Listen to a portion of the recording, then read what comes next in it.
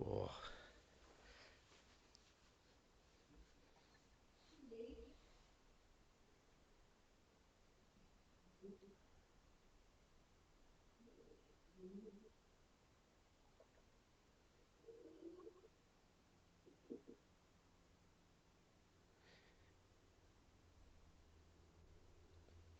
And we should be live. How you How going, are mate? you, Craig? Yeah, good. Danny Breen. I was calling you the Breenster the other day. That's just off the top of my head. But do you have any real nicknames that aren't like Breenster? No, not really. Not that I can probably throw out on here. I've been called a lot of things over the years, but nothing that you want necessarily to go out into the World Wide Web. Yeah. So I'm joining you tonight for our live stream with friends. So, firstly, thanks for taking the time to join us for the show, and looking forward to our chats. We're going to be talking about basketball, coffee, and things that I don't have. Hair, which Yeah. which seems to be. I think there's some secret because you managed to keep all yours. So I'm sure there's going to be a few people that want to know, what the secret of hair care is, and why I would be asking you about that in the first place. But what's been happening, mate? How have things been going? You're working in a training space, so you're trying to do the virtual reality thing for people at the moment. How's that going for you? Look, it's busy time. COVID has made many people have to reset up their businesses and look at what they're doing and how they're doing. And as a registered training organisation that I work for, primarily in hairdressing and barbering and the beauty industry, we're having a really good look at that e-learning side of things. And it's a bit of background that I've got, particularly from IT, but it's certainly a bit of a negative in that some of the stuff that we can deal with aren't necessarily IT savvy, and it's very foreign to them. So the uptake's got to be quick, and we've got to be successful at it like any business. Otherwise, we're doomed to failure. Yeah. So that you mentioned the hairdressing. What was the other thing? There was something in beauty. We do the three primary products that we deliver are hairdressing, beauty, as in your day spas and makeup and nail technology and all that sort of thing, Yeah. and barbering. Okay, So so on your resume, I can only imagine it was the beauty side of things that actually stuck out for you, mate, was it? So, that's it. My makeup skills and nail skills certainly got me the job. It wasn't any sort of credentials on a piece of paper or skills or anything like that. It was yeah. purely the makeup that I wore for the interview might have been the real kicker for me. So we're going to be talking about a lot of stuff tonight, as I mentioned, and what we want people to do is make sure you join us. I've got two cameras, so I'll be juggling both. So make sure you join us in the chats, and if you've got any questions for Denny, he's a state league basketball coach. He's also coached state programs, and he's a obviously, you just heard he's a trainer and a marketer, and he's an IT guy as well. I don't know if he's a guy or a guru because it's probably a step up. And also, he's a coffee connoisseur, is what I like to say. Some people might say a caffeine addict, but They're probably, yeah, that's probably leaning to the truth. I enjoy my cup of daily Java, that's for sure. yeah. So we invite everyone to join us and grab yourself a daily Java and any recommendations. What do you reckon if they've got the ability to go with something? What should they be going with to give them a good hit, mate? Oh, look, it's a tough one. This late at night, not too many people like going into the coffees. Might keep them up with the caffeine kick. For me, it doesn't seem to work that way. But look, I'm a pretty standard drinker. I like my short black or my long black, and I like my flat whites. And then from there, it's the people that are around them that make it all the better. All right, so we're going to be streaming, or we are streaming on YouTube right now. We're streaming on the Twitter of People with a Passion. And if you've got any questions, then please take a moment to send us a question. So I can see there that Fanfare's on the YouTube channel, and he's saying it's very echoey. So we had echo last week, so I don't have the ability to check that at my end. So we might see what we can do about that. It was echoing last week as well. So that's the issue of not having a producer to be able to check this stuff, and on the YouTube channel. So give us a count and see how we go with it. One, two, three, four, five, six, seven, eight. Is that Yeah. sounding any better, apart from the nasally overtones? It's all right. So I think you'll find on the Facebook page it's not as echoey. So that's some technical difficulty we had the other day that we thought we'd ironed out, but not able to fix that on the fly. So we'll live with it for now. And I think at times it's not. I think it's to do with the headset and the reverb in the room that you're in, and we're not probably picking it up through my headphones because normally I hear what's going on there. So and I made sure all the volumes were down in there. But anyway, that's technical stuff. We don't want to go into that. But what I do want to do is invite people to start a watch party. So if you want to start a watch party to invite people into the chat so they can ask questions about basketball. What's one of the things that I wanted to ask Danny is he was QBL coach for Toowoomba last year. Did you do QBL several years ago as well? Did you make a comeback? Have you ever done the state league prior to that? I, back in the day, gosh, going back to the mid-90s, I was the old CBA, ABA in Ipswich and sort of pedalled my way through the ranks there.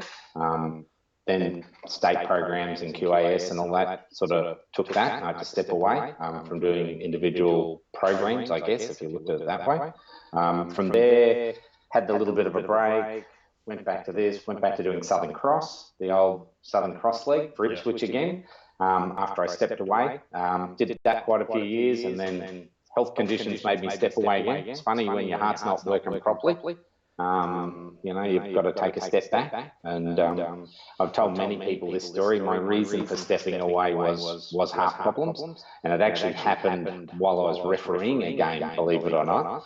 And many seem to think it was karma, and they're probably right with that. The basketball gods were getting their way with me. So I had to have a break for a few years and went back and did a little bit with Ipswich 2 years ago, and then Toowoomba asked me to come back and help them out a little bit last year. So it's sort of been in and out, but always tried to keep fingers in the pie. That's good, mate. And we'll get people who are interested to ask some questions in the groups around basketball a little bit later. But so that's not uncommon for people to have heart problems during a refereeing situation. No, it's one of those things that I'm sure I don't understand why refs put up with some of the crap that players and coaches throw at them for some reason. So look, they got a better men than me to be able to do it continuously. And geez, I can go back to days at Brisbane Men's and Women's Basketball Association at Newmarket in the early 80s, and I don't know, I think we're getting paid 50 cents a game or something like that to referee. And I'm thinking, oh my Lord, 50 cents for what? Like this sort of thing. So, all power to them. So have you managed to start your watch party? I haven't actually. I've just sort of clicked on it, and I've got, I'm trying to read, and I don't want to take my eyes off the camera for obvious reasons and show you the side of my melon, but it's there. Have you got any friends? So I've got a couple of people that have joined in there. So Ricardo Martin, and we got Shane Davis. So kudos to those guys. And Ricardo's one of my players from last year from Toowoomba. Good guy. Oh yeah. And great guy on and off the court. So a big shout out to him. And Shane, we actually had a couple of chats during the week via the old Facebook, which is always good. Asked a couple of questions, and we always get a bit of a laugh out of those sorts of things. Yeah, so SD and myself were at Wizards, and I used to court announce when he was still playing there before he headed to Bundaberg, and I actually played or filled in a team for him. That's where I played with Mike McDaniel actually for 6 or 7 games. I think it was with Nate Wilkins and guys like that. And it was Shane's team, but he couldn't play that season. I think it was, or it was a short season or something. And Shane, Michael and I both. I think we filled in. I think I played in Southern Cross with Mike as well. But so Shane SD, I've seen and known him for a very long time, as have you. Another good guy and he was in the Bullets development and got a few games in the Bullets back in the late 90s when Curly was the coach. So I think the last time Curly was the coach. So, yeah. So what were your thoughts on him as a junior?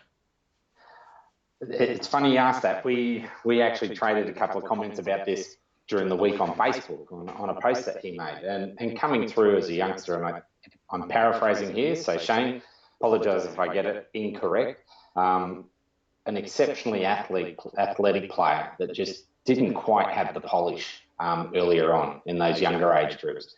the credit to him, he was coachable. He went and worked on that polish, went and got better as an athlete, if I can say that. And the end result was that coming into that late teen stage, he really started to blossom as a ball player. And I know he, like many juniors I've been around with over the years that don't make a team, to me, I've always said it's a win-win. If they go prove me wrong, so to speak, and they come back as a better player, I've won. If they walk away from the game or walk away from the team and say, you suck and you're a terrible coach and you should have picked me, I've won. So you as a coach, I believe you can't lose in that situation. And he was one that certainly developed and improved and worked his butt off beyond all belief. And, all testament to him for everything he's got out of the game as a result. Yeah, speaking of working your butt off and getting results, is Will Magnay's just popped into the joined the live stream too. So there's another young fella who's been on a trajectory and journey as the NBL's most improved. So shout out to young Will. He's not as young anymore. He's a man these days. So good on him. But I remember back in the late '90s, I was at I think they called it Future Stars. I was coaching at the Bullets camp that they ran in the holidays for kids, and SD was there. And at the end of the session, he was asking if I could stretch him down. I knew him because had teams that actually I coached Nate Wilkins in a team that played against him that won a grand final. But he just tell you a story. So he came back from the States. He went away for a year in high school and did an exchange, SD, and he can correct me if I'm wrong on this. But I remember him coming back, and I had this player named Josh Hooper, and he used to cherry pick the whole game, but he'd get maybe 6-7 dunks a game. And SD came back, and Josh Hooper's like, who's Shane Davis? Who's SD? Who's this guy? So anyway, I remember Josh Hooper come down and he dunked and tried to dunk. He did dunk. I'd say he dunked on Shane. Shane will have a different memory of this.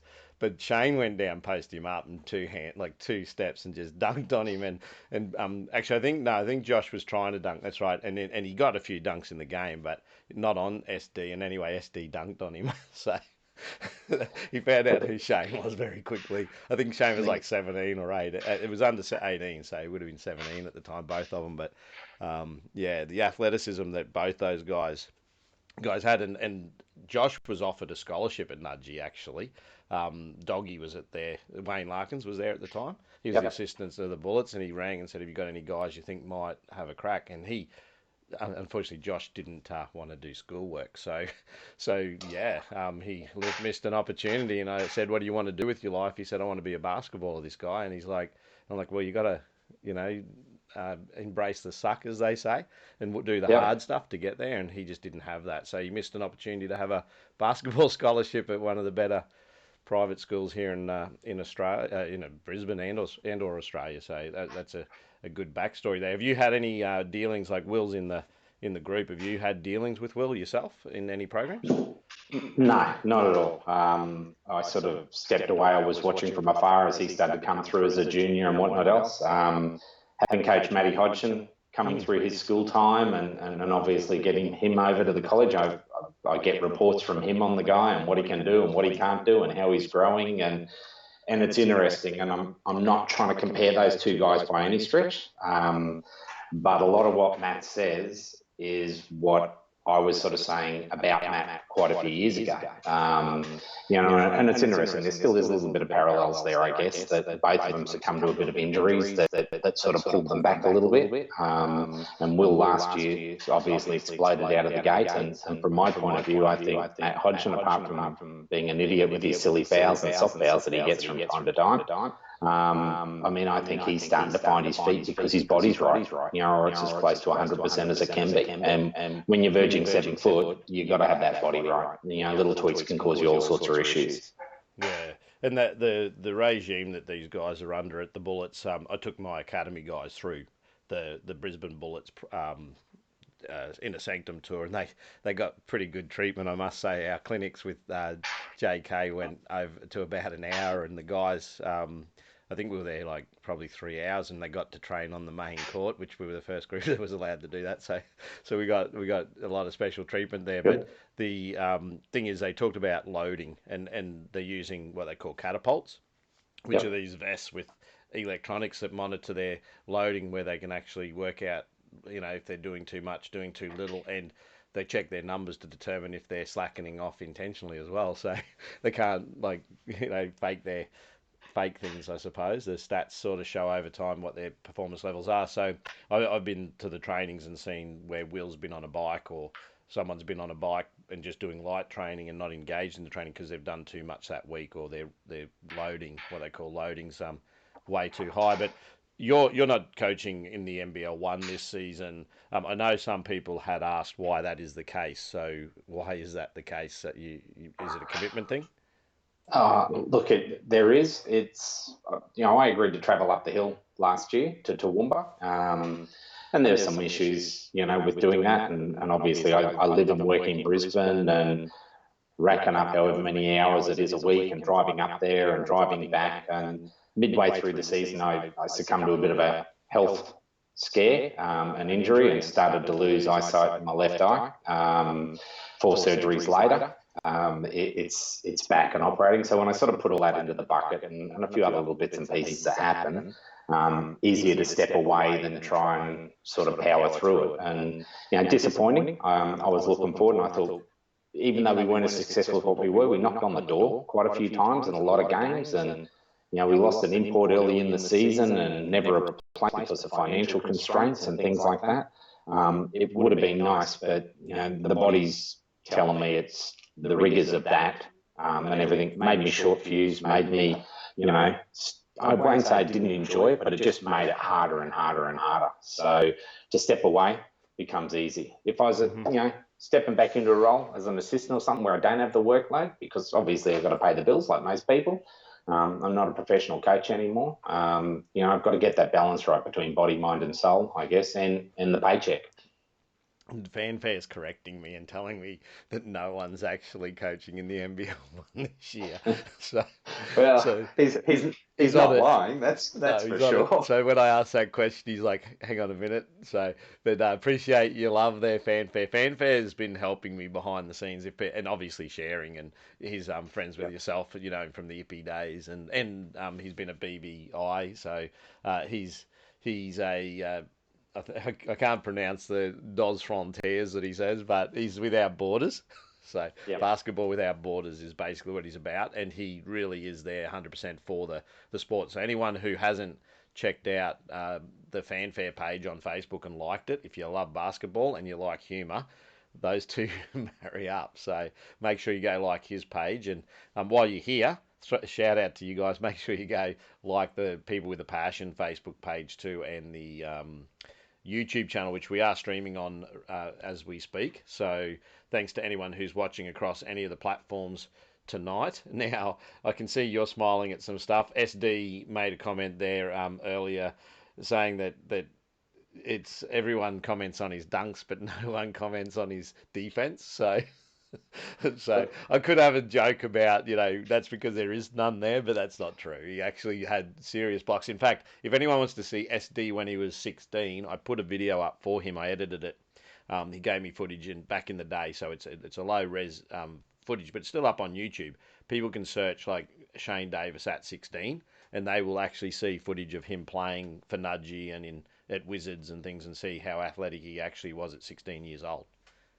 Look, it's SD's interesting because obviously going to Nudgee, and I was director of coaching at Ipswich Grammar at the time, and we had some pretty cool groups. And I think his senior year, he was about 34, still playing first for them, and they changed the rules to limit his access to them and limit Nudgee. But I mean, he went to the US, mate. So he sat a year out of the US. He come back. They let him stay an extra year, I think it was. But yes, he was a lot more physical than most of the kids. So.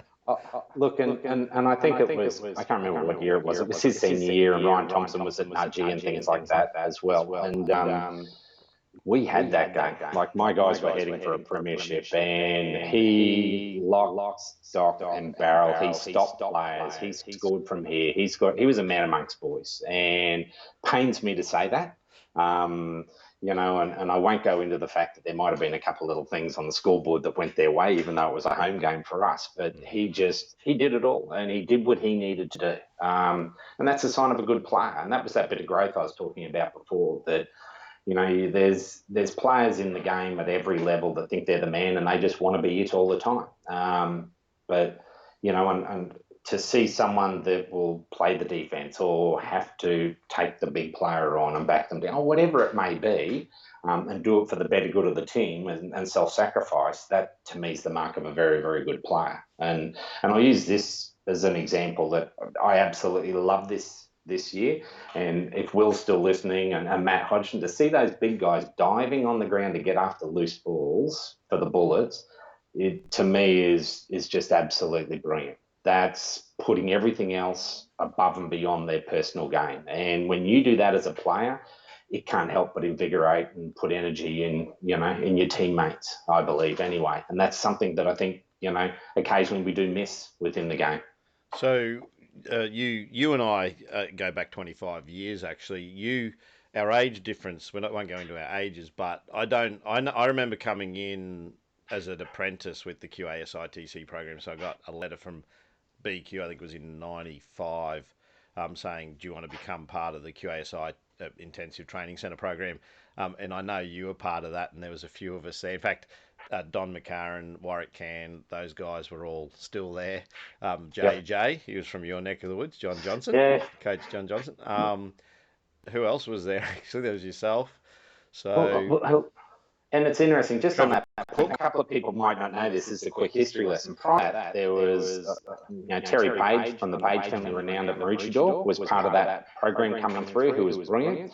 The other one that I don't know if many people remember is Rob Beveridge, was actually the ITC head coach for a while. And, Bevo's gone on to all sorts of greatness and, a bloody good guy and a good mentor of mine over the years. And there were good people that we learned from and got to be around, and experiences and exposures. And people can sit there and talk about politics and everything like that, but for the better part, everyone was trying to do the right thing and get the right results. And Queensland basketball at that time, we probably had quite a few losses at state level, and we weren't in that sort of top 4, top 5.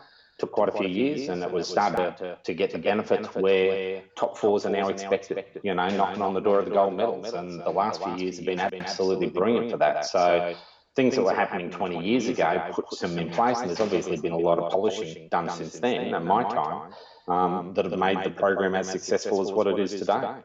Yeah, so it's interesting to see how we've been across 3 decades, if we care to admit, to see how things have changed and evolved. And I went back and become involved with the SPP a couple of years ago when Mel Downer was responsible for South, and I learnt a lot from her. She's an absolutely brilliant coach. So, and Mick as well, like to see his on-floor presentations when he'd run clinics. You and I have been across clinics, for years, but he would have to be one of the best on-court clinicians as far as presentation of the content that he shared. I was very impressed with the way in which he did it. But yeah, Bevo took me for my level 1. I always tell that story, but I believe it was because of Rob Beveridge that I actually received that letter from the QASITC at the time, because he was head of ITC at the time, and I received the letter in the mail, and I was really stoked to actually, because I was just starting out. So he was really a guy who gave me the opportunity to get a leg up into the state stuff, and obviously later on to then coach for Queensland for 2 years as a development officer. RDO, not a director of coaching, even though that's what our shirt said. It was regional. So I had about 4 or 5 regions that I basically helped grow that JAMS program. Do you remember the JAMS program at all? Were you involved in that? Yeah, I do. I do remember it started out. And those sorts of programs, and going back to the old 5-star days and the blue chip camps, those sorts of things. I mean, they were, I guess, to a certain degree, a gimmick to try and get bums on seats, but the method was to help to try and identify and then pick the teeth out of that and try and nurture and guide some people through into programs. And you mentioned Mel before. I remember choosing her in an under 15 regional team for South Queensland to go to the Aldana JBC tournament, and Mick is the other one, that he was an apprentice and then a network coach for me going back many, many years ago. And not that I had significant information, I didn't create huge opportunities for it. They went and grabbed what was out there, but it gave them the taste. They obviously liked what was there, and then went out and started to form opinions and make contacts and grow and develop, as we all should, both within our work and personal life.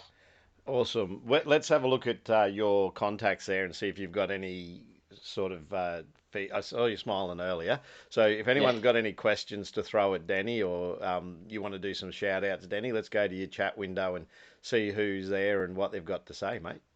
Look at, my son's obviously giving me grief. That's always a good thing. And it's, I've got a few of my friends that have logged on and have just joined and watching and things like that. A couple of ex-coaches, a couple of supporters, a couple of family friends and things like that. But no one's really hit me up for major comments as yet. It's just been the old, oh, can you shut up, Dad?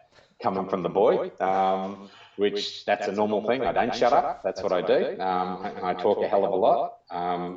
But a few people, no, there's no real sort of comments there. It's just watching, which is strange. I expected to absolutely get hammered by a few of them and tell me my hair's not on point, or I've gone to a fourth chin instead of three, so, or whatever the case may be. And there's a few guys earlier today that messaged me and said, "Oh, we're going to do this and we're going to ask that and we're going to ask this sort of thing." And most of them were around the basketball. A couple of my friends that are non-basketball were doing similar type things. But they haven't hit me with questions as yet, which is both good and bad.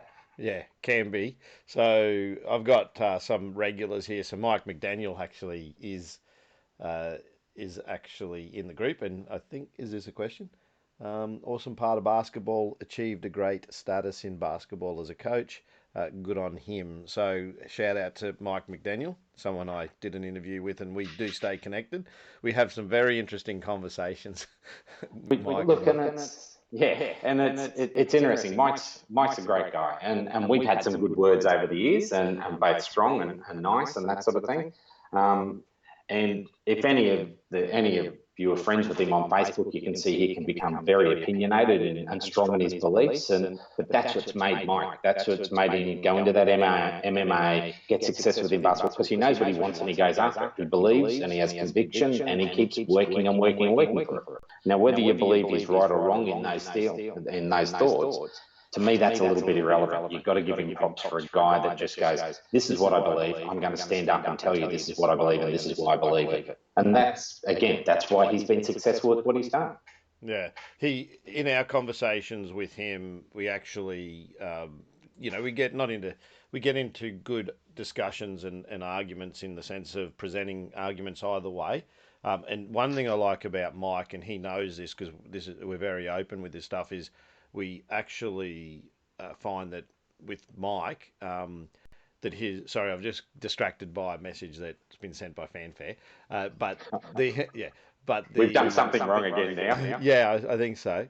So actually, he's asking a question, so I will go to it. And it's a good. I appreciate his support in asking a question. Anyone who wants to ask Danny a question, his specialties are hair, beauty. Believe it or not, I had to put that in. I'm not sure. Well, yeah, I think you know something about beauty. I'm not saying that you are. Oh That God, would be no, beautiful. no. I'm just digging a hole for myself. So beauty's in the eyes of the beholder, obviously. So, and also Very, very good. coffee. We haven't had any coffee questions yet. But yeah. So what was I saying? Actually, I just got distracted by it. So I'll ask the Um, question. I'll go to the question. Actually, I'll say. yeah. So what do we need to do to promote the game in Queensland properly? And why is basketball still such a secret? What a great question. Look, and God, I don't know how many hours I've pondered this and how many conversations I've had with people over the years, and I wonder as well. It's a great game. And as a development officer in the Darling Downs, one of the things that I put to the primary schools up there, it's an all-weather sport. And as soon as it became cold and miserable in Toowoomba, we'd get a whole heap of kids playing basketball because mum and dad didn't want to go stand out next to the soccer pitch on a Saturday morning when there was, miserable weather around. But in saying that, I think we've we as a general rely on a lot of volunteers, and a lot of volunteers can only spend so much time on a sport. That sometimes creates a hole, or we lose momentum when they move on because they're obviously tired. The other side of it, with when you get a lot of volunteers involved, they're involved because of their kids, and when their kids move on, you lose that expertise and that drive again. And I guess that's leading towards why aren't we more professional? If we had more professionalism within the sport, then we'd have more paid staff and you could drive it and things like that. I think we really are that rough diamond, and I truly, truly believe that it is a great sport. You can be 4, 5, 6, and you can play, and you can be 70 and 80 and playing the game. Why it's not out there? Historically, in winter you play rugby league or rugby union, and in summer you go to the beach or you play cricket. And that's where we need to create, I think, that whole atmosphere from a senior point of view. And the NBL have started to do it. And I think NBL 1 can pick up a little bit more of that as they start to grow. So when the top starts to open its wing and shadow the rest of us, we will get the benefits from it at a junior level and things like that. The other big thing that frustrates me, always had, always will, I've got to play school sport. I've got to play school basketball. I've got to play in my regional team for basketball. I've got to play in my club team for basketball. I've got to play in my rep team for basketball. Then I've got to make the state team for basketball. We sometimes bleed those kids dry. And, maybe it's the same 5 or 10 kids that are getting it, where because they're spreading themselves amongst all those particular programs, to try and get that glory and that success. And I think sometimes that can be an absolute distraction. And if you want to look at the US and a lot of the European models, you play for your school is the be all and end all. There isn't the club type system that we have or the regional type thing. And not everyone gets a Guernsey as well. If I want to make that team, I've got to work harder and harder and harder and harder, and I've got to get better and better and better because I want to make the school team. And that's the one team that I can make. So I've sort of gone off on a couple of different tangents there from it being the seniors or the big boys, the National League have to do something for us, which I think they are, and they're starting to promote it well and getting better and better. But we've also got to look at it and try and make sure from that entry level, we don't burn out our volunteers. And you mentioned Fanfare, and he's a guy that doesn't have borders. I mean, the guy's here, there, and bloody everywhere. He takes more photos probably than what Basketball Queensland and Basketball Australia have taken in the last 10 years one night. Yeah. Some of them are of coaches doing silly things, sacrificing their phones to the basketball gods. The guy's classic. But, people like that can only do it for so long before it becomes a bit too tight. We've got to try and give them respect and give them validation and give them, something to keep them going without them burning out. If we get those little things right, it's not far off. I think the sport can grow and can grow significantly. Yeah, when I interviewed Big Joe recently, he was a big part of, the BBI scene with the Tarrants and hyping that up a little bit more. And Fanfare is a big part of that too in the promotion of it. And in reality, if you think of like Ben Arndt and Ben Does, which I assume still a website, I haven't looked at that for years, but a forum, like that's always been something that, people have taken it on their own back to actually create some platforms that people can promote the sport. And it's sort of, it's, I know my experience, and we talked about politics in sport, I would take heat sometimes for doing things without asking it my associations, because I've got a graphic design background, and people would be away, come back, and I remember some stuff was removed off a counter that had all our game times, and the individual that removed it, that was a office person, said, told them to take them off the counter because I hadn't promoted the QBL because I was promoting the SBL, which I actually had down the bottom. The QBL, whenever we had SBL home games, QBL always followed us. So, and I just said the girls are at 5:30, guys are at 7:30. There's nothing more to be said there. But I had all our home games on the sheet, and they said, "Oh, we should be doing that." And I said, "You're right, you should be, but you're not. So when are you going to do it?" They weren't there. There was nothing for the first home games of the season, so I took it on my own back to promote. And they said, "Oh, you should be promoting the QBL." And I said, "Well, I am. It's on the bottom of the form. They're always after our home games. What more needs to be said there?" It's like, you know what I mean? So, but the point is you're waiting around for things to happen in that space. And people in the admin roles have a lot of work to do. And they were overseas at the time. So they came back. I couldn't even liaise and say, "Hey, can we do this?" I made a decision because they weren't there to make the decision. And when they came back on, it was like a Thursday or something, they just took them off the counter, all these things that I'd designed and printed, and they were on the canteen. And I just thought, well, and then the next year I donated cards. I printed cards off and said I'm going to, and on the front was the QBL and on the back was the thing, and that was approved. But at the end of the day, I'm big on, you've got to promote yourselves if you want to promote the sport and grow the sport. It's nothing about ego there. It was a DL flyer that it was just obvious I don't have to put all their home games there because they play after us. So Yeah. it is what it is, I suppose. That's how I looked at it. That's that.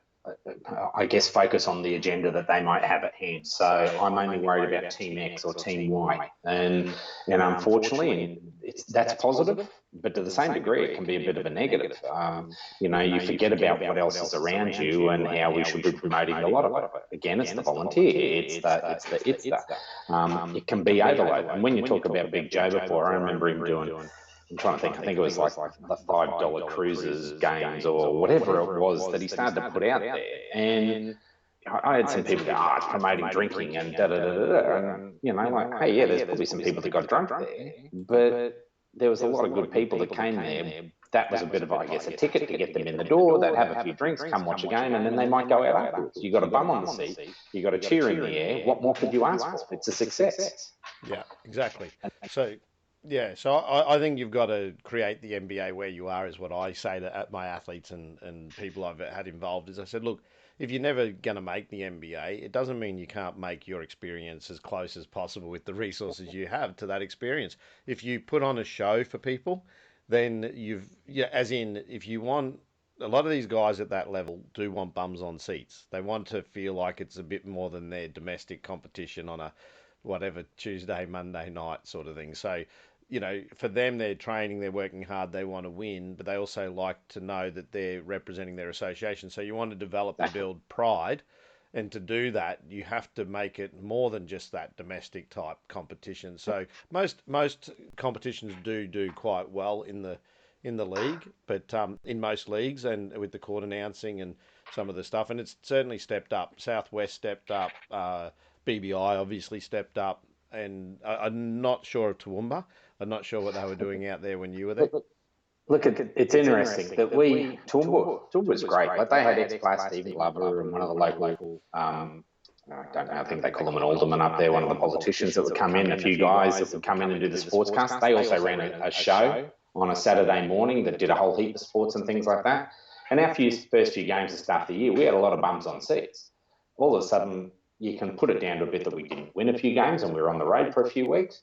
Bums on seats got a little bit less, but our actual viewing, because we were live streaming every game, we had multiple cameras in conjunction with the University of Southern Queensland. We were doing a live stream. We had full-time callers. We were doing interviews at quarter times and half times and all that sort of thing. And our viewing started to increase. And I think there was one week there we had something like 38 people from Yugoslavia watching one of our games, and there was people from here and people from there, and you're sitting there going, geez, we've got 150 in the crowd, but we've got 1,300 watching a live stream from all over the world. And that's, I guess, the necessary evil we're in now, where that digital medium is certainly potentially taking a bum away from the seat. Yeah. And I guess if we were to be playing today, so fanfare, if we were back playing today, there would be no bums on seats if we were playing because of the old COVID-19. I'll throw this at you, and fanfare might not have been aware of this, but at the start of your season, earlier in the year, if you recall, Brandon Armstrong, B.A. was actually trying to get a gig, and people may not know this, but that was that was behind the scenes trying to get him that gig with a QBL team. And the backstory of that, then I said, look, if your organisations, you're not in a chance to actually win the actual championship, which every team goes in believing they're going to win the championship. I love that. It's like, oh, we've got the best team. Like I've seen it so many times. I've been in that scenario too. You're always looking at going, this team's good. It's not until you start hitting the floor that you realise where you're at. But the thing with B.A. is, I said, look, this guy will get you thousands, tens of thousands, if not millions of eyeballs. And I said, the advantage for you, if you're an unfinancial program, this is my pitch. Do you remember the pitch? I do remember it. Yeah. So it was you and Seahawks were the two clubs that I was trying to pitch to, and I don't know the league would have liked it. He ended up playing in Australia in a Div 2, I think it was like Siebel 2 or something. So it was like a Div 2, like an SPL. So he did come out here, but the backstory of that was that he actually needed to be playing for his Under Armour contract, and he was prepared to put money into the programs. But the only issue I had, and I think you had and others, was does he take control because he had such a financial investment and interest in it? And that was the big question mark everyone was asking. Yeah. Yeah. So, because you don't want that. And I saw it as an opportunity if there was a club that needed finances that it could.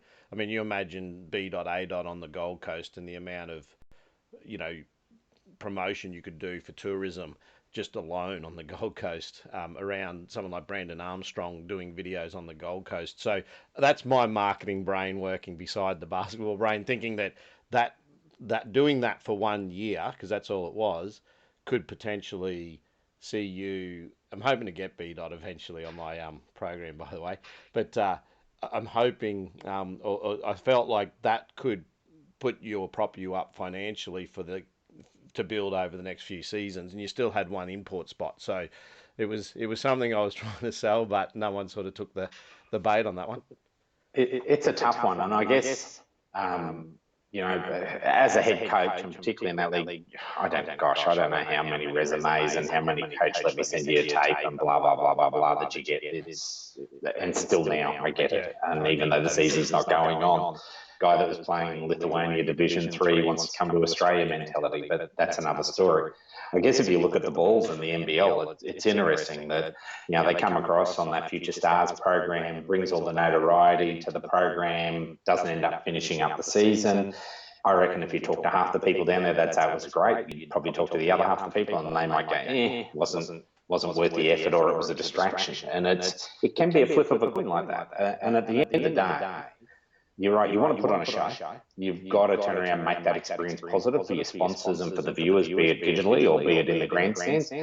You need people that are going to draw the crowd in. And Ricardo, who is watching, who's one of my players from last year, who's now down south, he was a Pied Piper. Like, he worked in the schools for us up in Toowoomba, and, you know, people loved him. And we used to get more and more people coming to the games purely because of him and what he'd done during the week. He had that charisma, you know, and whether he had a 5-star game or a 1-star game, it was irrelevant. He was the Pied Piper during the week out visiting the schools and getting those people to come through. And we need to get some sort of, I guess, conformity or continuity with that. So it's the right person that can talk the talk but can also walk the walk. And then you build and grow from there. So just some things, we'll get back to some athletic type stuff. So given your experience with state coaching and selecting players, like, what do you look for in your players? Do you look for role players? Is it team first? Like, there's all these cliches of what we look for, but how do you approach your selections? Look, it's interesting. It's probably changed over the years, and this is one that I'm sure all coaches can agree on. That the primary 7 or 8 pretty much choose themselves particularly in a junior system. But you'll spend 5 minutes deciding them, but you spend 5 hours deciding on your 9th and 10th player, sort of thing. The reality is, I guess, it depends on what your cornerstone is. You know, that when from last year in the QBL, the imports that I had and the way that on paper they looked like they're going to complement each other, it was a matter of putting pieces around them that I thought could complement what we were going to get out of it. As it was, we had one of the imports go down pretty early, couldn't produce, blah, blah, blah. The rest, they say, is history. And Ricardo probably even struggled a little bit at the start. Maybe that was a bit of the gloss was taken off it. But for me, and the cliche coachability. You know, I've coached imports over the years that have turned around and they just want to see their stats. It's about them getting their 30 shots or whatever the case may be, and blah, blah, blah, blah. And as long as they get their points, they're happy. That doesn't necessarily do the team any good, doesn't do the sponsor any good. Coachability for me is a great thing. And I mentioned Shane before. You know, the guy lacked a little bit of polish, but he went away, was always coachable, went away and got that polish, you know, and even to this day, I'm sure if he was back on the court playing at that level, he'd still be coachable as the old man that he is now, you know, albeit that half a step less athletic. So for me, coachability is one of those things. The other big thing is we are a tall person sport, you know, and you can't teach height. And I remember Basketball Australia, some of their stuff for the ITC originally was the first selection point was always height. But you can also turn around and be slightly undersized and you can bang and clang and play inside and you can be as good. The game is evolving to where that big is not necessarily the banger anymore, it's a stretch. So height, if I can shoot the 3 and I'm 6'11", as opposed to being 6'6" and shooting the 3, that can be a marvellous thing as well. But I get back to what I first said. To me, coachability is one of the big things. Someone that wants to listen, somebody that wants to learn. And generally, if they're coachable, they're open to advice, but they're also willing to go, yeah, that was my mistake, or this is what we can do. And they'll take players under their arms. They will mentor them. They will do all that. They will become a coach for the rest of the team. And if you can find those people, I think you fix a lot of the issues, and we've all seen that in teams where you play for yourself rather than play for the team. So for me, that's a critical one. And over the years with some of the state programs, I've made mistakes. I've picked some players that I thought were going to be eating a bucket of chips, and they weren't. I've picked some players, and I'll go back. I'll rattle off a couple of names on that thing. On that note, Cameron Trigard was a classic one. I think he was playing Division 3 at Southern Districts when I first saw him play, and I got chastised for bringing him into a program. Rebecca Haynes, another girl from Southern Districts, that was why. There was just things that I saw in the way they did it, and their work ethic and everything like that, and they went on and proved the world wrong. I can even remember, that guys like Tim Conrad, that is now, how many years, been 40 years in the NBL or whatever it seems to be. I know that's a lot more than that. That's a whole. Yeah, he's been there 10 years, I think you'll find, or thereabouts. That's just because he's bald.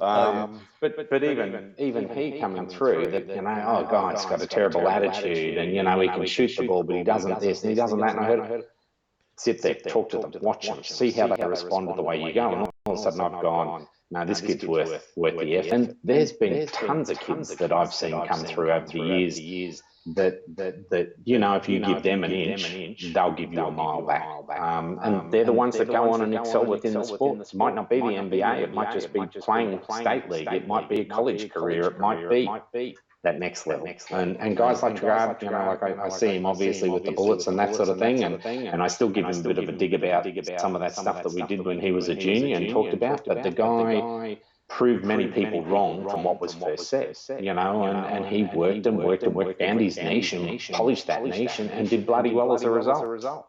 Yeah, so what's Trigger on these days? What is Cameron Trigard doing these days? Because he was doing some commentary and he was doing coaching in Cairns, but I don't think he's doing either of those these days. He's still doing some stuff for the NBL, doing some side stuff and do all that. And I know he did a fair bit with that program this year.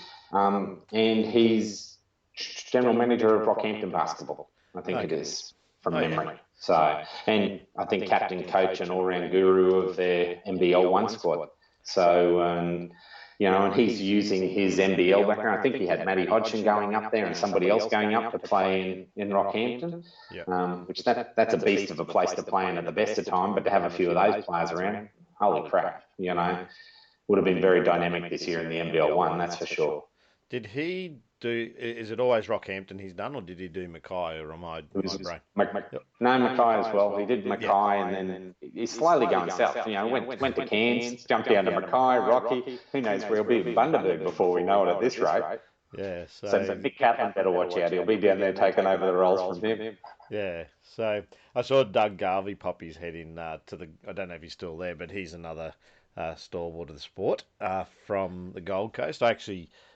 When I was up in Darwin, met his brother. I don't think I've ever met Doug, actually, but he's a friend on Facebook, a connection, but don't even know whether I've met him or spoken to him, but I just saw him pop his head in. So he was, for a time, I think he was also I think he did the QBL for 1 year or something on the Gold Coast, probably about a decade ago.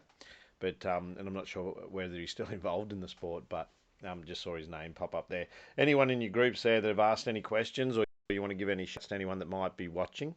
Oh, look, Cabe Ciccolini's coming. He didn't ask a question, but he gave a bit of a shout out to me about the fact that I could still coach in the league if I wanted to, and how I was his mentor. And I mean, this is something that Cabe is one of the few people that I'd like to think I've had a fair bit of time with, and I get to see the success through him. That he played high school ball for me. I dumped him into some coaching roles. He developed, he evolved. He's done this now and he's done that, and spent time in Kenda.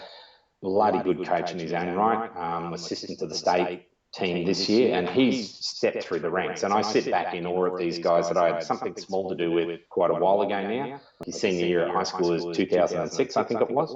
And to see them flourish, to me, is really, really positive. And even I found that going to the Bullets again this year, that I'd have some people come up to me and go, "Do you remember?" And I'm like, you know, after my heart problems, I've lost a little bit of memory. I've got some blank spots there as a result of, you know, seeing that bright light at the end of the tunnel and coming back out. And sometimes I'll see them, I remember people and things like that. They go, "Oh, do you remember? Do you remember?" And all of a sudden you're putting these links together and you'll find out that they've gone on and they might have coached Club League Division 2 XYZ, wherever it is. More props to them. Like, that's brilliant. They're still in the game and still evolving and things like that. To me, that's the success of our sport, that we do really, really well. We don't tend to lose people for good. They might go away for a little while, but they'll come back, or they'll introduce their kids to it. And as a result, they start coaching. And all of a sudden, that passion from 25 years ago gets rekindled big time. Yeah. It's interesting because, as you're saying that, my experience is I've got a number of players that I've played with up until probably 5-6 years ago, and most of them I coached. And it was one of the things I really was proud of, that I managed to play with a number of athletes that are still playing to this day. You know, and when I was younger, I was one of the core players, but as I got older, I was less important. But it was still good to be around those guys that you'd coached as juniors that were, like I mentioned, Nate Wilkins earlier, like having him, you know, as a athlete that I played alongside, you know, Luke Stewart, you know, guys that were smart, you know, and are smart in basketball. That you know, I had the opportunity to play with people like Mike McDaniel in teams that I played in and things like that. But to see them still play when you've had them as a junior and that they're actively still involved. And I'm coaching down at, you know, one of the clubs that I've always pretty much played and or coached at, and the amount of guys that when you'd be the same with Ipswich and possibly even Toowoomba now, but because it's all that neck of the woods, you just find it's amazing how many people take time. And Nate's an example. I'm at his son's school now. I'm involved in his son's school, and well, I was until the COVID crisis, and he said to me, he's like, because I coached him as a junior, he's like, "Are you going to be coaching my son's team?" And I said, I'm not coaching your son's team, but he said, "Oh, because that'd be cool, because that'd be like 2 generations." I said, "Well, I think one day that's going to happen, but right now that's not the team that they've given me, you know." But it's a good experience that you know, you've got guys like that actually, you know, that their kids are now 15, 16, same age as when I had them as athletes involved in playing in teams that I was coaching. So I feel that, but I'm like you. I forget you get people coming up all the time thinking, "Oh, do you remember me, like from a clinic you did 20 years ago?" They'll throw something at me like, "Oh, you taught me how to shoot," and then they're like really trash shoot. I'm thinking, "Yeah, okay, I taught you how to shoot." Yeah, I remember that style. Yeah. Look, and it's funny that I joke that I've been around for a long time, and obviously there's people that we both know over the last umpteen years, and I didn't sort of feel, I didn't feel old within the game until my daughter, who is now 31, she ended up being a flower girl for Ryan Stolberg, who I coached in 1996 at the old CBA ABA days. She was a flower girl for him, and I'm looking back, and it came up as a memory on Facebook, and I went, "Crap, I'm old." Like, you know, my daughter was whatever, 10 at the time. You know, that's 21 years ago. I'm vintage, you know, and I'm definitely not a fine wine. I'm not getting better as I get older, that's for sure. Yeah, are any of us. Now, one of the questions that came in fanfare a little bit earlier, and I'll throw this one out because I'll probably never live it down if I don't ask, is you are working in a hair and beauty space. So Yep. how are you maintaining that head of hair, mate? Because most of us at my age just can't. Is there a secret to that? Drop your head so people can see it. There it is. He's got hair. It's a full head of hair, and it's a lot of salt and pepper in there now. I'm just genetically blessed. Like, it's funny, my brother got my dad's head of hair, which is pretty much like yours. I got my mum's, which is obviously a full lot. I got all the heart problems, and my brother never got any of them. So we sort of got the trade-offs, if you know what I mean. But look, I get a ribbing, and last year during the whole of the Toowoomba stuff, the guys up there particularly gave me an absolute pizzling about working working in the industry, and you know, for me, it's fourth generation. I think it is now. So To explain that generational thing so that they understand why you're in a hair and beauty industry, which is a wellness industry actually. So explain how you become an expert in that when beauty isn't actually your forte. my thing. Yeah. Long story considering my background's engineering and education, but my grandmother, my mother, were both in the industry. I was involved as by arm's length. And I came through at that time, I guess, where guys shouldn't be hairdressers, so I went on a slightly different path. But my son jumped into the bandwagon as well, and he did his hairdressing qual and is a barber, and doing really, really well within that industry. So it's sort of, I guess it's always been in the blood. And I got made redundant at the end of 2013 after whatever it was, 13 years at Ipswich Grammar. Had to reach out to this particular college to come in. And ironically, that one of the staffs there's uncles trained my mum, and you know, an ex-partner of mine was trained there, and so my name was sort of bandied around, and I guess to a certain degree by default, I was lucky or unlucky enough, depending on who you talk to, I got picked up, and just grown within the role. And my role is certainly not hairdressing or barbering, although I do, you know, academic advisement and I'm student engagement. I look after marketing and a bit of the digital classroom stuff and things like that we're embarking on now. But I guess genetically it's there, and it's always been there, purely because of being multiple generations of the family have been involved in the industry.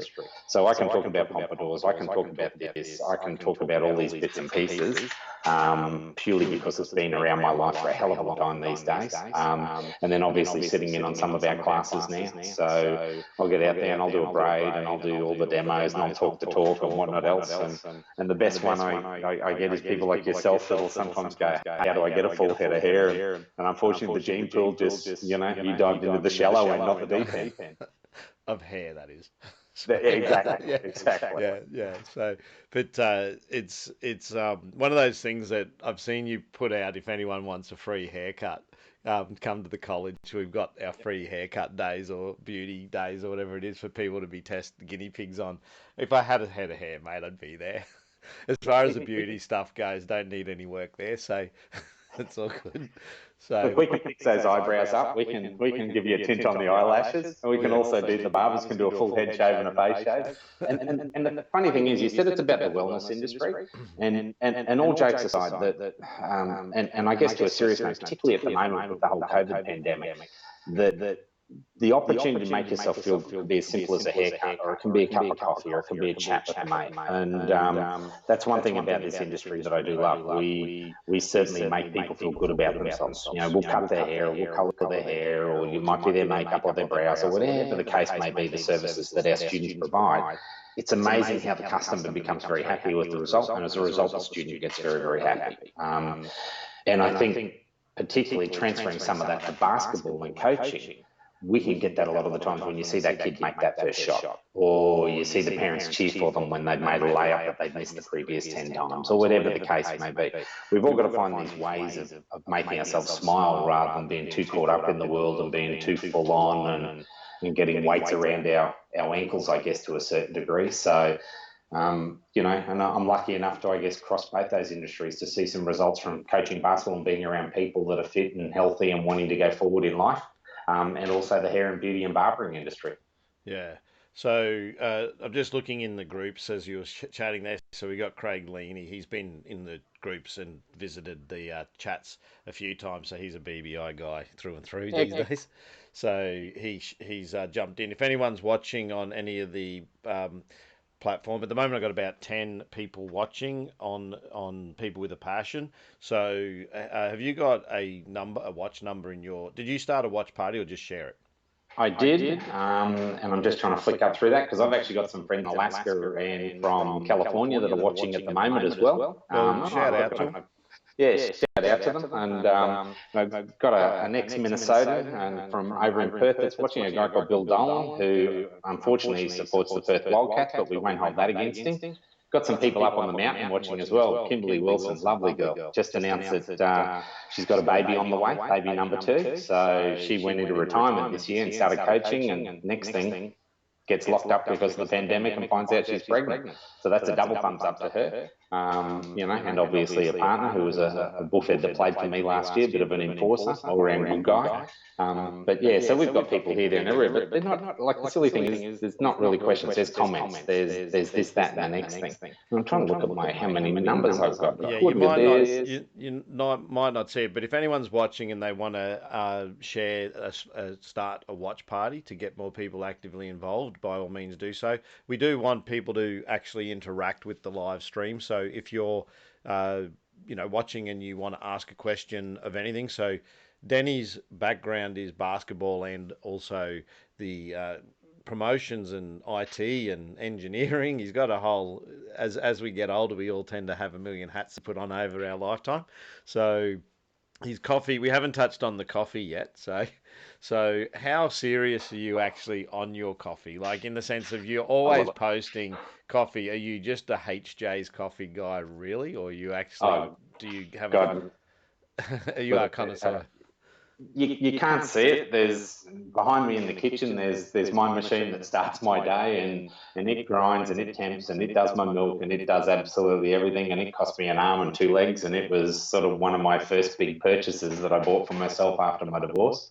And it's one of the loves of my life now. And it starts my day well. And I've got a couple of different coffee shops that I visit in the Brisbane area, because that's obviously where our school and campus is. And I love a good cup of coffee. Shout out to those guys. Who are the people that Danny Breen graces and is good enough? They offer a product that's good enough for Danny Breen. Look, the interesting thing is hardly any of them are open in the Brisbane city these days. Everyone's closed at the moment. So, but Lace Coffee and Adelaide Street make a bloody good cup. They do really, really well. And there's a few of them around, and I don't certainly want to go there necessarily boost any of their egos and that sort of thing. But for me, the coffee is a bit of a vehicle. I love my coffee, and I will not drink a bad cup of coffee. So when I was working in the States and that, it was often hard to find, and you'd take a sip, put it down and walk away sort of thing. They don't have the culture that we have. But for me, coffee has always been, and when I was growing up and started to drink coffee, it was something that we did at the family table. It was the breakfast thing, and it was talking, and it was engaging. And to me, that's part of it. It's not sitting at the desk in the corner and having a cup of coffee. It's having a coffee with friends and having a chinwag. It's having whoever it is that's around, and sitting there and having those people, and getting that, it opens up and it makes you talk, it makes you stop, it makes you think, it makes you breathe for a few minutes, and to me that's the positive aspect of it. But I'll drink 10 cups today, and I'll only have 2 tomorrow. It's not I don't have to bulk out. I've just got to watch with my hearts and my meds and that sort of thing. I can't overdo it these days. Like, Red Bull's a nasty thing for me. But just the coffee, as I said, it's more about where you're having it and who you're having it with. It's more important these days. Yeah. So Ivan Grubbs says there, is it coffee and a muffin, or it's coffee and a muffin? So yeah, it's good company as well. So yeah. I'm not a coffee connoisseur. In fact, I've got a story when I was helping with estate selection, actually. This is a good one. And if you know Mel Downer, you can only imagine what she said to me. But she was buying us all coffees at a canteen at a state trial a couple of years back. And she, on BQ's card. So she said, she's said, who wants a coffee? And everyone at the table says, I'll have it, and gave their order. And I went up and I said, I'll help you. And then she says, well, what are you going to have? And I said, a chai latte. Okay. And she looked at me, and with the weirdest look, like, because it's not strong. It's like, she goes, oh, Craig, that's not a coffee. It's like, really assertive, like, that's not a coffee. And I said, well, yeah, I'm not a coffee connoisseur or drinker. And I actually am not. I'm a tea drinker. And anyone who I've shared houses with guys who've seen how much of a tea drinker I am, that I have cut back, but cutting back for me is probably like you described. It's probably 10 cups a day, from about 15 to 18 cups a day. So it is literally on tap at my place, tea. Can understand that. So yeah, so it's one of those things that I grew up like you grew up with the coffee. As in, at the family breakfast, dinner, and that. It was just for us. It wasn't uncommon for after a meal or at a meal for us all to be drinking tea. So look. And that's the thing. And I mean, the old cliche, let's go to the pub and have a beer with your mates, like this sort of thing. I've got mates that obviously I can go to the pub and have a beer with. Well, not at the moment, but, without trying to sound like a bit of a snob or a bit of a yuppie or whatever expression you want to use to it, that we'll go to the local, wherever it may be, and we'll sit down, we'll have a coffee, we might have a half-decent meal, and we'll sit there and we'll solve all the world problems and, talk about what it'd be like to win lotto or whatever the case may be, and we go on from there. To me, that's the positiveness of it, and it's one of those things. And I think, no pun in sort of intended or humour intended, because it's hot, you can't scull it. Generally speaking, if it's made well, so you got to sit, you got to pause, you got to take that breath. And a tea's the same, whether it's a chai or whether it's a green tea or whatever the case. You got to sit down, appreciate it, and drink it. And so as a result, it stops you for 5 minutes. To me, that's part of the success as well. Yeah. So one of my partners in crime when it comes to tea, just chai teas, we make time. She helps me with my Ausswish basketball program that I run, and she actually we don't have a committee, but when I ring her, I say it's a committee meeting because I bound ideas off her. So her husband and her son is involved in the program. And she's been absolutely great support. But we often make time to have chai. So whether it be there or here, at my place, because we live close, we'll have chais together. And she just actually made a comment about enjoying the tea and stuff. But yeah, we will have to have a chai again. We are allowed to have people at our premises if we don't have a heap of people living here. So I said to her, we'll have to get doing that. And that's that thing you were talking about. It's actually not so much the drink, it's the experience that goes with it, in the same way as people go to a pub and have a beer or whatever they do. It's not it's the culture that you create around it, and coffee culture and tea culture and pub culture are all similar, and they're all probably seen as drugs to a degree because they contain something that that gives you a buzz. I'm not good on coffee, I must say. I can remember going into a SBL training a few years back after having a really large coffee, and I was bouncing off the walls. Well, it's funny you should sort of bring that up, because two things that have sort of happened with me, and both are opposite ends of the spectrum. I was at a Bucks party a few years ago, had these vodka Red Bull shots, which no, I'm not supposed to drink Red Bull, never had it before. And next thing I'm in the fetal position, like this sort of thing, and I'm in the back of the ambulance getting run off because it doesn't agree with me and my meds and everything like that, which sort of creates that bit of a laugh, I guess, to a certain degree. That's the negative aspect of it. Yeah. But the positive aspect, I certainly far outweighs that. And driving to Toowoomba last year, the amount of coffees I had coming up and coming back, and that's the thing, after putting in a day of work, they were medicinal in many occasions to keep me going. But to the same degree, Toowoomba's bloody cold, so to have a cup of coffee up there, a good cup of coffee, keep you warm and whatnot else. And it's I found a few coffee shops up there that were half decent, was dragged around as well, which is always good. Yeah, so interestingly, as you're talking about the coffee, when I was younger and I played basketball, I actually had my pre-game routine involved. I had pre-game routines that involved certain food items, funnily enough. Always ate the same thing. If I had a good game, it almost become like a ritual. So I was always, eating. One of my nicknames when I played in Darwin was pork chop, because I might go and score 20 something points in a game or something. Everyone's like, "Oh, what did you eat?" And it was always pork chop. So it was one of the nicknames. I had a few up there. Some I didn't like, I must say, but yeah, so one of them was pork chop. But interestingly, and I wouldn't recommend my athletes actually do this, but as an athlete, you make these decisions. When I was younger, so one of my, block your ears, any of my athletes listening, but coffee would be one of the first things. That would be one of the things I'd consume within probably 40 minutes or 30 minutes of playing, and aspirin. so. So those methodologies were both utilised to try and help me play. So if you're talking about drugs in sport, then they were two that were legal, that were for me performance enhancing, I believed at the time. So, but and And I think they talk about that, and it's probably a thing at the moment with the Michael Jordan stories that are coming out on Netflix and whatnot else. That I'm sure I remember reading or hearing about the fact that he used to drink X amount of black coffee just before walking out onto the court, and it's that stimulant factor for it.